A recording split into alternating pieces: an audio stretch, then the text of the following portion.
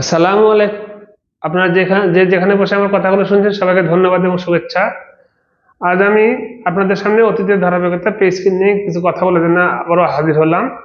আজ মিডিয়াতে পে স্কেলের একটি নিউজ সামনে আসছে, যেটা অর্থ উপদেষ্টা আজ নাটোরে একটি সরকারি কাজে নাটোরে স্টেডিয়াম উদ্বোধনের একটি কাজে নাটোরে আসছিলেন। সেখানে সাংবাদিকদের বিভিন্ন প্রশ্নের মুখে তিনি পে স্কেল নিয়ে কিছু কথা বলছেন। তো কথাগুলোটা কি, কথাটা হচ্ছে যে আশ্বাসের কথা শোনাইছেন। এখন এই আশ্বাসের কথা যেটা তিনি শোনাইছেন বা সকলকে বলেছেন, তো এটা কি আসলে কথার কথা, না সত্যি এটি আশ্বাস পাওয়ার মতো কথা?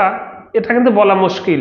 কেন আমি কথাটা বলতেছি, দেখেন আজ এতদিন প্রায় 6 মাস হয়ে গেল, এখন পর্যন্ত পে স্কেলের দৃশ্যমান কোনো উন্নতি নেই। মানে পে স্কেলে বলতে পে কমিশনের কাজের কোনো দৃশ্যমান উন্নতি নেই। যে কমিশন, যে অর্থ উপদেষ্টা তৈরি করে দেওয়া কমিশন আজ পর্যন্ত সর্বোচ্চ বেতন সর্বনিম্ন বেতন নির্ধারণ করতে পারেনি।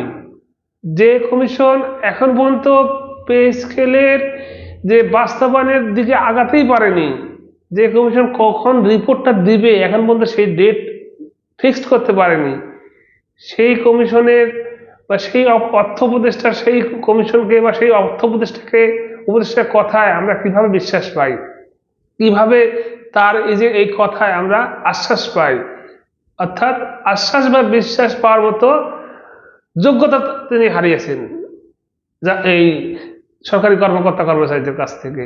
কেননা তিনি আজকে বলছেন যে এই পে স্কেলটা যাতে বা পে কমিশন রিপোর্টে দ্রুত বাস্তবায়ন করা যায়, তার জন্য তিনি যথাযথ ব্যবস্থা নেবেন এবং তার জন্য তিনি মানে যা করার সেটা করবেন। এখন প্রশ্ন হচ্ছে, এই করাটা কি তা নির্বাচনের আগেই করবেন না নির্বাচনের পরে করবেন? নির্বাচনের পরে করলে তো বা করার মতো কথা বলে গেলে তো আর তাদের করা কিছু থাকতেছে না। তিনি যদি এখন বলেন পে কমিশন রিপোর্ট পাওয়ার পর যে আমরা এই বলতে দেখে গেলাম কাজগুলো, বাকি কাজগুলো পরবর্তী সরকার এসে করবে, তো এটাও তো কাজ হলো। এই কাজ দিয়ে তো পে স্কেলের আওতাভুক্ত কর্মকর্তা কর্মচারীর কোনো লাভ হবে না। তিনি কথার কথা যেটা বলছেন যে সবাইকে আশাহত না হতে, সবাইকে ধৈর্য ধরতে। স্যার ধৈর্য আর কত ধরবো আমরা? ধৈর্য ধরতে ধরতে তো ধৈর্যের বাঁধ ভেঙে যাচ্ছে, বাঁধ ভেঙে ঘরের ভিতর পানি ঢুকে গেছে। এখন তো ঘরের ভিতর শুয়ে থাকার মতো অবস্থা নাই, তা আর কত ধৈর্য ধরতে হবে? এই ধৈর্যের প্রহর কবে শেষ হবে? তো এই সকল মিথ্যা ধৈর্যের কথা বলে সময় পার করা, ছলনাময়ী কথা বলা আর শুনতে ভালো লাগে না। তিনি সেখানে আরো কিছু কথা বলছেন যে তিনি এটা বাস্তবায়নের জন্য একটা কমিটি করে দিবেন। তো এক কমিটি, এক পে কমিশনের প্রথম যে কমিটি করা হয়েছে হলো পে কমিশন রিপোর্ট দেওয়ার জন্য, তাদের যারাই অতিষ্ঠ তারাই 6 মাসে রিপোর্ট দিতে পারেনি। ওই কমিটি করে দিলে ও আবার ওই কমিটি কতদিনে রিপোর্ট দিবে?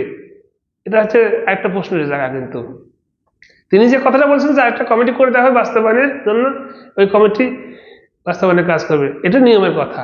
পে কমিশন হওয়ার মানে পে কমিশনের রিপোর্ট প্রদানের পর আরেকটা কমিটির কাছে দেওয়া হয় এটি বাস্তবায়নের রূপরেখা তৈরি করার জন্য। এইভাবে পে কমিশন বাস্তবায়ন হয়, ঠিক আছে। কিন্তু এখন যে বর্তমান যে সিচুয়েশন, এই কমিটির কাছ থেকে ওই কমিটি পর্যন্ত যেতে যেতে সময় তো পাওয়া যাবে না, সময় তো থাকবে না। কিভাবে এই রিপোর্টটা এই কমিটি কবে দিবে শোনা, আর তারপরে ওই কমিটির কাছে কবে যাবে, তারপর আবার বাস্তবায়ন কবে হবে? মাঝখানে সময় কোথায়?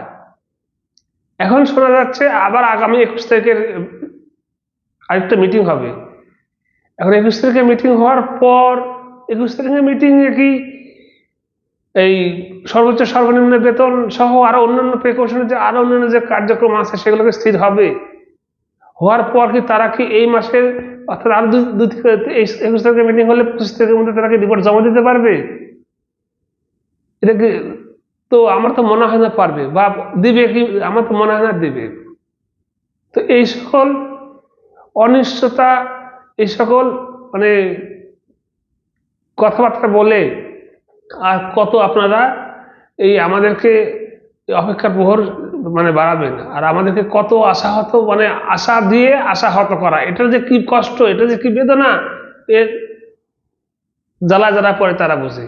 দেখেন যারা এই জাতীয় স্কুলে আওতাভুক্ত কর্মকর্তা কর্মচারী এই রাষ্ট্রের বা এই দেশের, আসলে এই বিশেষ করে নিম্ন স্তরের, উপর স্তরের কথা বাদ দেন, অফিসার লেভেলের কথা বাদ দেন, কর্মকর্তা লেভেলের কথা কিছুটা তারা তাদের বেতন বেশি, তারা কিছুটা হলেও মানে স্বস্তিতে আছে। কিন্তু এই বিশেষ করে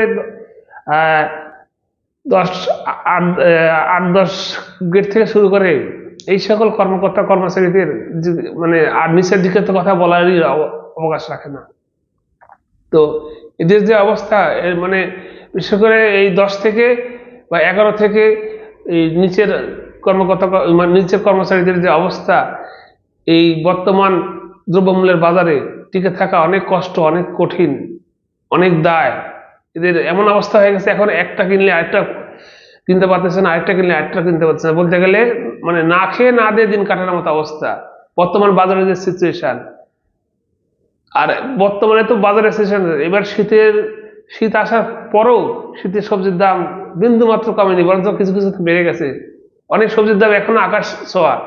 তো সেই ক্ষেত্রে এই যে বর্তমানে এই জাতীয় স্কুলের আওতাভুক্ত কর্মকর্তা কর্মচারী যে নাভিশ্বাসের মতো অবস্থা, আবার সামনে আসতেছে মাহে রমজান মাসে তো আমাদের দেশে এমনিতেও কিছু অসাধু ব্যক্তি, অসাধু ব্যবসায়ী, অতি মুনাফালোভী ব্যবসায়ীদের অত্যাচারে এমনি স্বাভাবিক পরিবেশে টিকে থাকা যায় না। আর তারপরে এবারের যে পরিবেশ, তেলের দাম, ভোজ্য তেলের দাম এখনই বাড়া শুরু হয়ে গেছে, এভাবে প্রত্যেকটা জিনিসের দাম বাড়বে। তো কি অবস্থা!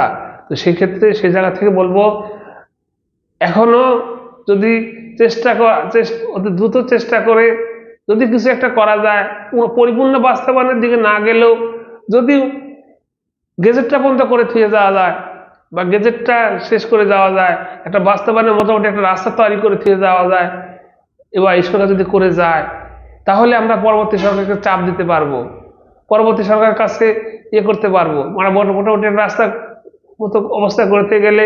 আর এখানে আমি বারবার আজকেও একটা কথা বলি যে এই সরকারের মানে যদি সত্যি কথা, আসলে সময়টা অনেক বড় ফ্যাক্টর, সময় করতে পারবে বলে আমার মনে হয় না। তো সেই ক্ষেত্রে যদি এখন আমরা আরেকটা কাজও করতে পারি, আমরা যারা পে স্কেল নিয়ে কাজ আপনারা যা করতেছেন বিভিন্ন আন্দোলনে, আজকেও পে স্কেল নিয়ে আন্দোলন হয়েছে, সামনে আন্দোলন আরো বড় কর্মসূচি আসতে শোনা যাচ্ছে।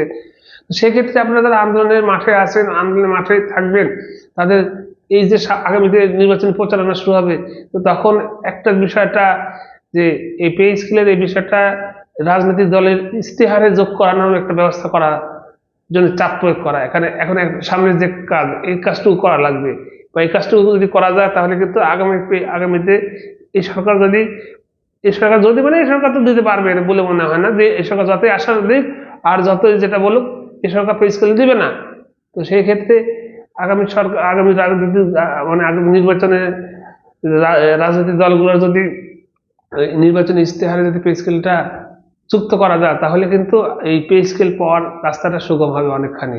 তো এই বিষয়টা, আমার এই কথাগুলো যদি কারো কানে যায়, আমি বিশ্বাস করি যে আপনাদের মাথার মধ্যেও আছে, শুধু আমার মাথা থেকে বেরোচ্ছে কথা তা না, আপনাদের মাথার মধ্যে বিষয়গুলো আছে। তো এই বিষয়টা একটু জোর দিয়ে ভেবে এই বিষয়টা করার ব্যবস্থা করেন, তাহলে বিষয়টা অনেকটাই আশা করি রাস্তা সুগম হবে। তো এখন যে অবস্থা বর্তমানে পে স্কেল, আমি সর্বশেষ যে কথাটা বলবো যে অর্থ উপদেষ্টা আসার কথা শোনাইছেন আজকে, কিন্তু কর্মের যে পরিধি, কর্মের যে রাস্তা, যে রোডম্যাপ, যে প্রসেসে যাবে পে স্কেলটা, এই রাস্তা, এই প্রসেসে, এই রাস্তায় গাড়ি যে হারে যে রাস্তা এবং এই রাস্তায় যে গাড়ি যেভাবে চলতেছে, তাতে এই পথ ফুরাবে না।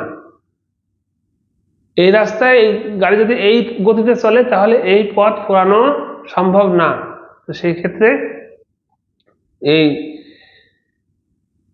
তবে যদি যতটুকু আগানো যায় এবং কাঙ্ক্ষিত পর্যায়ে আগানো যায়, আমার তো মনে হয় না রিপোর্টই দিতে পারবে কিনা, রিপোর্ট দেওয়াই সন্দেহজনক বিষয়। এখন এটা তারা ইচ্ছে করে করতেছে না অনিচ্ছাকৃত করতেছে তা আল্লাহ জানে। তবে কমিশন কিন্তু পুরোপুরি একটি ব্যর্থ কমিশন অতীতে অনেক বড় বড় কথা শোনাইছে, মানে কিন্তু সকল ক্ষেত্রেই বৈষম্য দূর করবো, এই করব সেই করব, গেট কমাবো, কিছুই করেনি। গেট 20টাই শোনা যাচ্ছে, গেট 20টাই থাকবে, বা গেট চূড়ান্ত হয়ে গেছে 20টাই থাকবে, বেতনের যে অনুপাত, এটা শোনা যাচ্ছে 1:8 করা, এখন 1:8 হবে না, তার বেশি হবে। এখানে কিন্তু অনেক বিষয় আছে, এখনো এটা ফাইনাল না। তো এইগুলোর ক্ষেত্রে এবং মাঝের স্কেলগুলোর বেতনের বৃদ্ধি হার কেমন হবে, এই বিষয়গুলো এখনো কিন্তু কোনো সুরাহা হয়নি। তো এত কাজ করে রিপোর্ট প্রদান করা 21 তারিখে মিটিং এর পর বা 21 তারিখে মিটিং এ এতগুলো কাজের গত মিটিং এ তো কোনোই সুরাহা হয়নি। তো সেক্ষেত্রে সর্বোচ্চ সর্বনিম্ন বেতনই এখন মধ্যে ঠিক করতে পারেনি কমিশন। এই হচ্ছে কমিশন, এই হচ্ছে অথর্ব একটা কমিশন। আমার আমার জীবনে যতগুলো কমিশনের আন্ডারে পড়ে, আমার চাকরি জীবনে পড়ছি, এই ধরনের কমিশন আমার চোখে পড়েনি। একটা অথর্ব মার্কা কমিশন এবং লোভী একটা কমিশন। লোভী কেন বললাম বুঝে নিন আপনারা। তো আর কি বলবো, আমার এই কথাগুলো যদি কারোর কাছে যুক্তিযুক্ত মনে হয় ভালো, অনেকে নাও লাগতে পারে, তো যুক্তিযুক্ত যদি মনে হয় তাহলে আমাদের চ্যানেলটাকে সাবস্ক্রাইব করবেন এবং আমার এই নামেই, আমার যে ইউটিউবের চ্যানেল, এই নামে আমার একটি ফেসবুক পেজ আছে, পেজটাকে ফলো করবেন। ধন্যবাদ সবাইকে, থ্যাংক ইউ ফর ওয়াচিং।